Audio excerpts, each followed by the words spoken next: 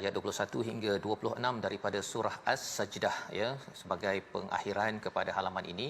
Dan Allah mengingatkan, ya, semalam kita melihat kepada ayat yang ke-20 bila Allah menggunakan perkataan fasiq.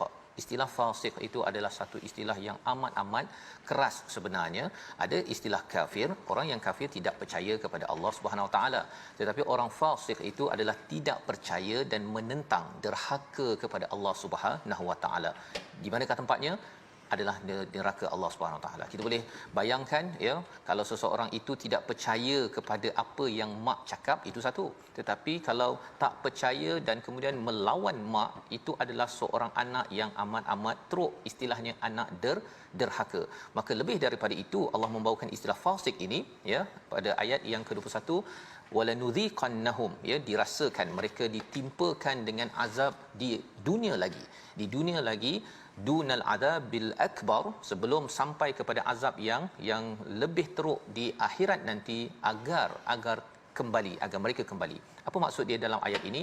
Ini adalah ancaman kepada orang-orang Quraisy yang menentang kepada Nabi Muhammad sallallahu alaihi wasallam, yang menentang kepada Al-Quran. Dan mesej ini adalah pada zaman ini. Tidak percaya itu namanya orang yang kafir. Tetapi kalau menentang kepada agama Islam, menentang kepada orang-orang Islam, nak mengazab ataupun nak menyiksa kepada orang Islam, sebenarnya Allah memberi amaran bahawa di dunia lagi, ya, di dunia lagi Allah boleh memberi satu azab, ya, dan azab itu lebih kecil berbanding dengan di akhirat nanti, kerana Allah nakkan sebenarnya bagi semua orang di dunia ini agar kembali kepada Allah, agar bertaubat.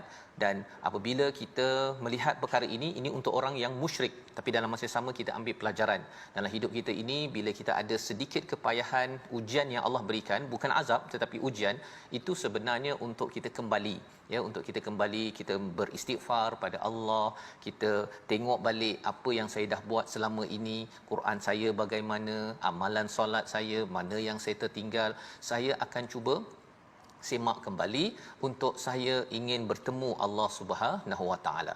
Allah mengingatkan kepada kita, ya, waman azlamu mimman dzukira biayati rabbih, ya, siapa lagi yang lebih teruk, yang lebih zalim daripada mereka yang diingatkan, ya, tentang kebesaran Allah, kemudian dia berpaling.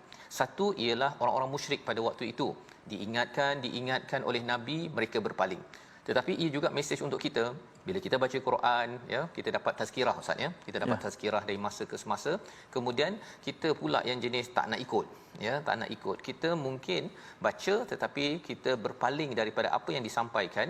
Ini adalah satu perkara yang besar, sehingga kan Allah menyatakan inna minal mujrimin muntaqimun. Sesungguhnya mereka adalah siapa? Digelar sebagai penjenayah. Mujrimin ini adalah penjenayah ataupun pendosa, dan bukan sekadar Allah mengazab, tetapi Allah cakap muntaqimun. Allah akan balas dendam, ya, kepada mereka. Kerana apa? Kerana dah dapat ayat, dah dapat kebesaran Allah. Tak terkesankah lagi hati yang ada ini? Yang kita doakan agar hati kita menjadi lembut dengan Al-Quran, kita baca ayatnya itu, mesejnya itu menggegar, menggetarkan jiwa kita, sehingga kan kita tidak mampu ataupun tidak mahu a'rada, ya, berpaling ataupun rasa tak payahlah Quran, kan, tak payahlah saya amalkan Quran di tempat kerja saya, pasal Quran ni tak semoden ataupun semaju syarikat saya. Perkataan-perkataan itu petanda bahawa seseorang itu cuba untuk berpaling. Dan orang-orang musyrik pada waktu itu, mereka tidak mahu. Kerana apa? Mereka tidak mahu disusun oleh Allah. Itu point dia, ya, tidak mahu disusun oleh Allah. Kalau kita tengok dalam surah Al-Ankabut sebelum ini, bila ditanya siapa yang jadikan alam ini, jawapannya Allah, Ustaz, kan? Memang mereka akan jawab Allah. Tak ada siapa yang kata matahari dijadikan oleh manusia. Tetapi bila mereka kagum pada susunan Allah, mendapat manfaat yang banyak, ya, dengan sistem Allah.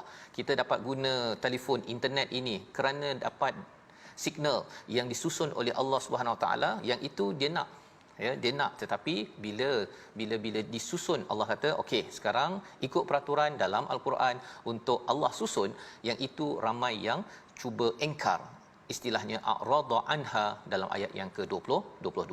Jadi Allah membawakan pujukan kepada Nabi, semangat kepada Nabi, perjuangan untuk mengingatkan lagi ayat-ayat Allah. Walaupun ada yang berpaling, tapi teruskan jadi seperti Nabi Musa, berinteraksi dengan kitab Al-Quran ataupun kitab Taurat pada zamannya. Kita baca ayat 23 untuk kita flashback balik pada zaman Nabi Musa, dan ianya memberi semangat kepada kita, ya, untuk kita meneruskan legasi perjuangan Nabi Musa, Nabi Muhammad sallallahu alaihi wasallam. Adalah surah yang turun di Mekah, tetapi sudah bercerita tentang Nabi Musa dan juga Bani Israel. Ini adalah clue kepada orang-orang di Mekah bahawa mereka akan pergi ke satu tempat yang ada banyak orang Yahudi, Bani Israel, dan mereka akan berinteraksi dengan mereka. Di mana? Maksudnya mereka akan pergi berhijrah ke satu tempat yang namanya adalah Yathrib ataupun nama barunya Madinatul Munawwarah. Apakah isi dalamnya?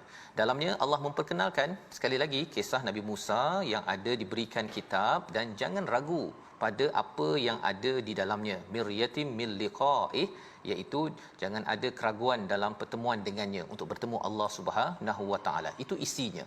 Maksudnya akan pergi ke hari akhirat. Mesej dalam Taurat itu juga yang ada di dalam Al-Quran. Wa ja'alnahu hudan li bani Israel, dan ia dijadikan sebagai sumber hidayah kepada Bani Israel. Jadi Bani Israel kena ikut bertaurat, beriman pada hari akhirat. Apa kesan daripada beriman pada hari akhirat? Biasa kita hafal beriman pada Allah, malaikat, kitab, hari akhirat dan sebagainya. Itu percaya pada hari akhirat. Apa-apa yang kita buat sekarang, kita kena fikirkan apakah yang jadi apabila saya sampai di akhirat nanti. Consequence ataupun kesan sesuatu perkara. Apa yang saya cakap, apa yang saya buat, apa yang saya tak buat, semuanya kita fikir apa jadi kalau saya sampai di akhirat nanti. Itu adalah cara berfikir bila tidak ragu pada mil liqa'ih, pertemuan dengan Allah Subhanahu Wa Taala. Maka daripada kitab ini, apa lagi yang berlaku? Apa jadi kepada orang beriman pada zaman Nabi Musa alaihi salam? Ayat 24, wa ja'alna minhum a'immatan, dan kami jadikan daripada mereka pemimpin-pemimpin. Apakah tugas pemimpin yang dipuji, diangkat Allah pada ayat 24 ini? Yahduna bi amrina, iaitu apa? Iaitu memberi petunjuk kepada urusan ataupun perintah kami. Kalau kita lihat di dalam awal, ya, kepada awal surah As-Sajdah ini, ya, kalau kita tengok ada istilahnya yudabbirul amr, ya. Dalam hidup kita ini ada perkara yang kita nampak, ya, kita mungkin berusaha minum, makan, tetapi ada urusan yang diuruskan oleh Allah. Makanan nasi kita, sebenarnya urusan itu dia ditanam di sawah mana sampai jadi padi, beras dan masak, semua itu bukan usaha kita. Itu adalah amr yang diuruskan oleh siapa? Oleh Allah Subhanahu Wa Taala. Jadi bagi seorang pemimpin yang sentiasa memberi hidayah bahawa urusan kita ini sebenarnya ditentukan oleh Allah, kita usaha, tetapi kita perlu selalu mencerahkan dengan panduan daripada Al-Quran. Ini adalah tugas seorang pemimpin di dalam keluarga, namanya ayah ataupun ibu, ataupun di peringkat organisasi, negeri, negara. Apabila ambil masa, ya, untuk belajar dan mengajar amrina, iaitu Al-Quran dalam konteks kita sekarang, lamma sabaru, perlukan kesabaran. Allah kata wa kanu biayatina yuqinun, mereka adalah orang-orang yang amat yakin kepada hari ataupun kepada ayat-ayat Allah Subhanahu Wa Taala. Mereka amat yakin bahawa ini perlu dididik, satu belajar dan satu mengajar. Inilah yang tuan-tuan buat bila tuan-tuan sabar belajar ini adalah ciri yang mencapai standard yang Allah nyatakan pada ayat yang ke-24. Inna rabbaka huwa yafsilu bainahum. Allah akan menentukan siapa di kalangan orang-orang Yahudi yang bertelingkah, ya, yang berbeza pendapat, yang kata Yahudi lebih betul daripada Islam, Islam lebih betul ke Nasrani apa sebagainya. Allah akan tentukan. Tapi yang pastinya apa?